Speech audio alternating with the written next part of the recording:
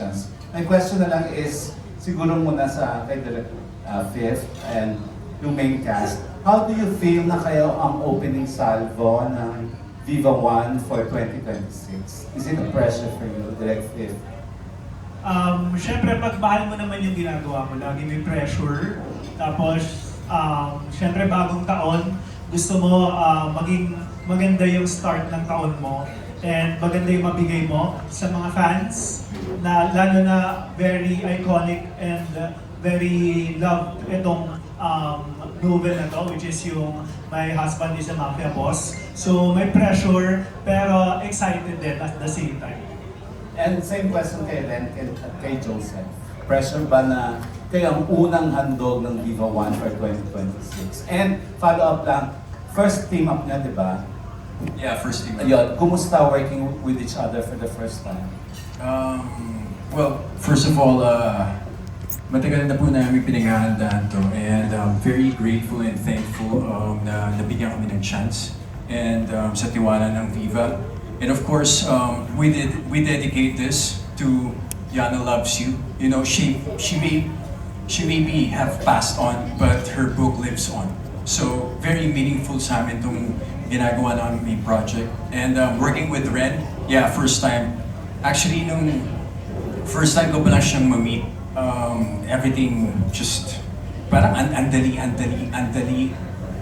Parang naging smooth lahat yung takbo ng friendship namin, and I got to know her, and yeah, I'm so excited to work with her. She's so talented and sobrang passionate na sa ginagawa niya. Pati ako nahawa sa passion niya, and which is good kasi alam kong maghihilangan kami pataas.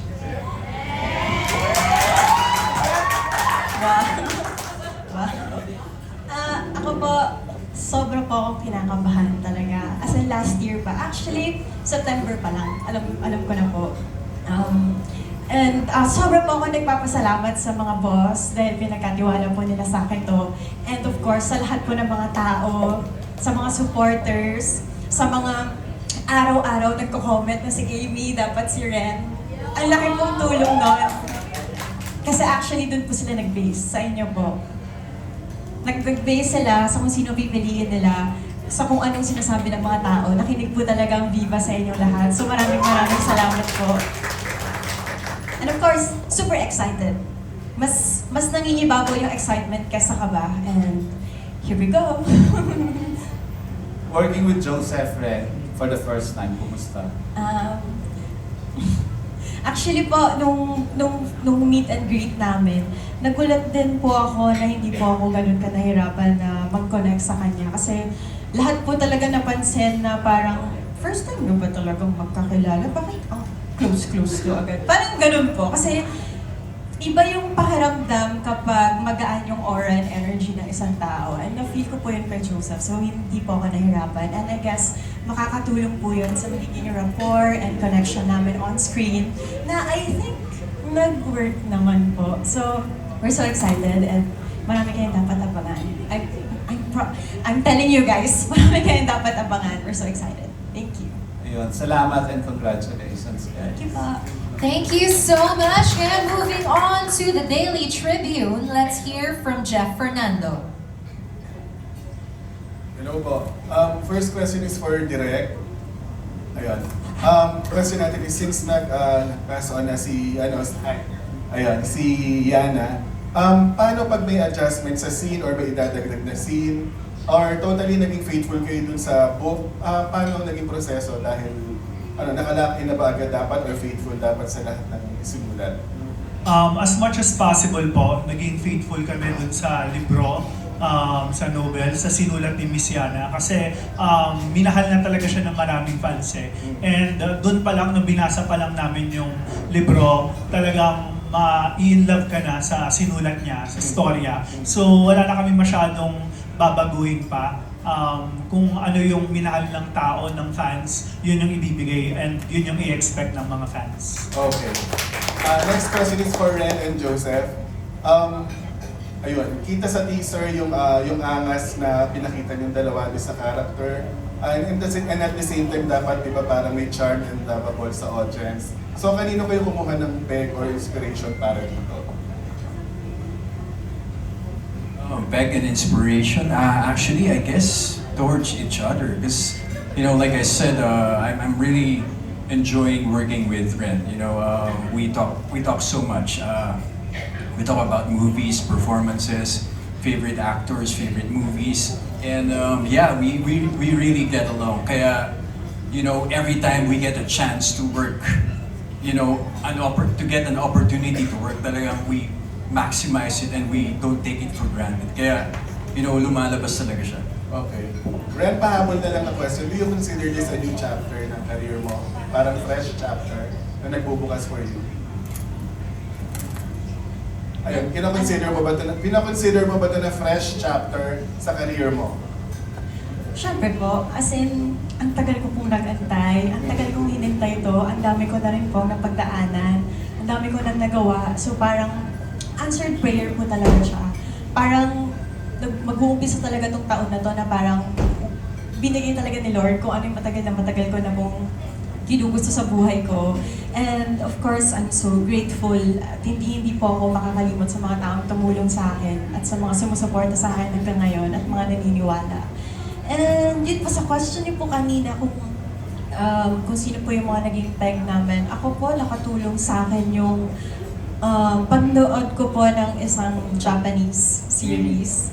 Meron po akong pinanood na Japanese series na medyo close dun sa kwento namin. And kakaiba po kasi si Amy mahirap actually maghanap ng kapeg niya. She's really one of a kind. So parang ako, nag-stick talaga ako sa kung ano yung nasa libro. And gumawa po ako ng sarili kong, kumbaga, identity talaga ni Amy. So, yun, binasa po talaga yung libro, cover to cover, twice.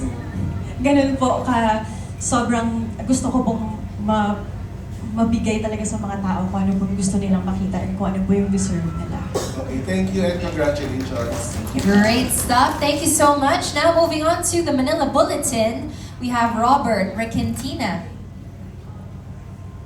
No, magandang gabi po. Okay, I would like to ask yung other cast, yung ibang members ng project. So, what makes you excited about being part of this project? All right, let's start from this side naman. Okay, from this side closest to me. Ito. Check. Yes, One, yes. two. Para sa akin po, Alamat RG, on behalf of Alamat, sobrang thankful po ako and grateful for giving this opportunity, lalo na kay Lord. Maraming salamat po. And ayun po, sobrang kinakabahan and gusto ko lang din gawin yung best ko for this project. And para, ayun, nasabi na nila, para maipakita yung J. Goldby na hinahanap nila. Hello everyone, my name is Maro Delgado, and yeah, this is actually my second time with Viva One series, but this is one major role na binigay sa akin. So, sobrang exciting and sobrang thankful kasi in the past, na ipapakita namin, well, #days, na ipapakita yung pagsayaw. Ngayon naman, may showcase namin yung, may showcase ko yung acting talent na meron. So, sobrang exciting and abangan nyo, sabi nga nila, sobrang daming exciting na kaabang-abang, kaya abangan nyo lahat yun. Hello po, I'm PJ and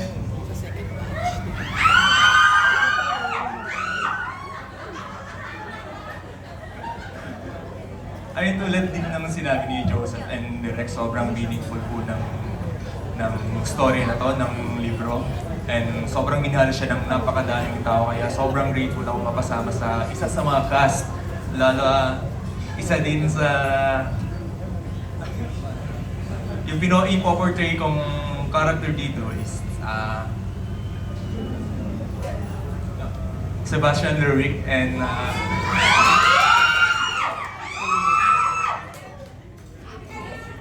parang tumatak din siya sa isip ng mga readers kasi.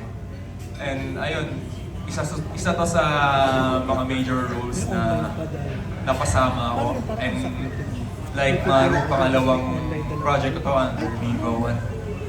So ayun. And ako naman po si Kyoso and syempre thankful po ako dahil nag-run po kami ng major projects po. And ayun, thankful po kami sa mga bosses po namin, sa director po namin, sa mga main cast po. And very excited po, syempre. Different genre po. And ayun, abangan niyo po yung mga kaganapan po sa series na to. Ako po si Aaliyah. I play Shan Venice Perkins. I'm very excited kasi this is actually one of my very first relevant roles po talaga. So what I'm most excited for, aside from being grateful for being chosen, for being trusted with this role, sobrang excited po ako to prove to the fans of the show that I'm capable of what Shan Venice Perkins is capable of. Hi, I'm Icy. So this is my first ever show, and I'm just very excited to learn from everybody, learn from the character, and show them what I have to offer. Hello everyone, I'm Sarah, and I too am very grateful to be a part of this project. It really is so different from anything I've ever worked on before. It's not just romance comedy, it also has action, and it really is a blessing po to be a part of this group of talented actors po, and it's very different po kasi with my character now, Amicel Cross, sobrang iba po siya sa mga past characters that I've worked on, Freya and Shira. And I also wanted to, say that it is a challenge, but it is a challenge that I'm honored to take on. And yes, that's it. Hello everyone, ako nga po pala si Dan Aquino and I'm playing the role of Louis Perkins. Masaya po akong nandito ako ngayon. Sana po kayo din, masaya din kayo lahat na nakita ko ngayon. Thankful po ako kay Lord sa mga bosses and sa main cast na po. And sa mga sumusuporta at susuporta pa lang. Marami po kayong abangan. Thank you po sa lahat. Okay, hello. So, ako nga pala si Jaime Eliana. Matagal ko nang pinaghihirapan maging artista, kaya sobrang lucky ko na nakakuha ko ng ganitong proyekto. Bata pa lang ako, pinaghihirapan kang sumisikap na ako maging artista, kaya I'm super grateful, super excited na mapapakita ko sa inyo na kaya ko talagang maging artista katulad ng mga nandito. So now I'm gonna pass the mic to Kaiser, my good friend. Very good guy right there. Hello po, good evening. Once again, my name is Frost, and you know what? Gusto ko ang sinabi ni Direct Fifth kanina na kung mahalaga sa'yo, talagang may pressure. And with that being said, stepping into the world of Mafia Boss, it really is, you know what, I'll say it, it's big shoes to fill and we got the balls to do it. You know, we've been preparing this since last year, and to many people, this is what got them into Wattpad.